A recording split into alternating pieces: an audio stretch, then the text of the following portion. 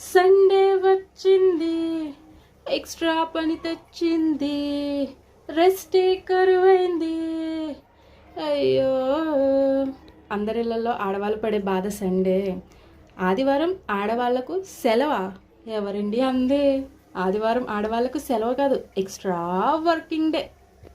Normal డేస్లో వంట 9-10:30 కల్లా అయిపోతుంది, పని అంతా అయిపోతుంది. కానీ సండే మాత్రం 2 అవని 3 అవని 5 అవని వంటింట్లోనే చేయి తిరగని అన్నట్లు ఉంటుంది మన పరిస్థితి.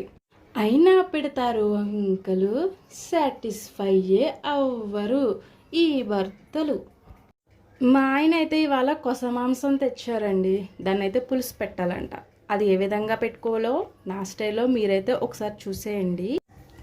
మై డియర్ బ్రదర్స్, మీ ఇంట్లో మీ అమ్మ, అక్క, భార్య మీకోసం ఈ విధంగానే కదా ప్రతి ఆదివారం, అంటే ఆదివారం మాత్రమే కాదు, ప్రతిరోజు మీకోసమే కదా కష్టపడుతున్నారు.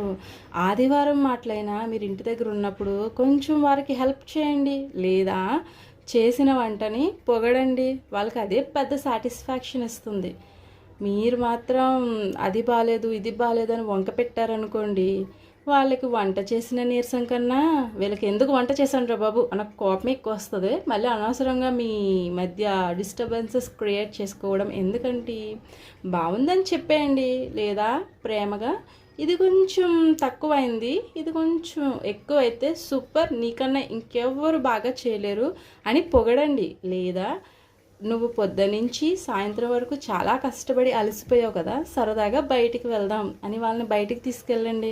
వాళ్ళు మీకోసం ఎంత కష్టపడినా కూడా ఆ కష్టాన్ని అయితే మర్చిపోయి ప్రతిసారి కూడా మీకు నచ్చిన విధంగా వాళ్ళు వంట చేసి పెట్టాలని ఆశపడుతూ మీకోసమే ఎంతగానో శ్రమ పడతారు.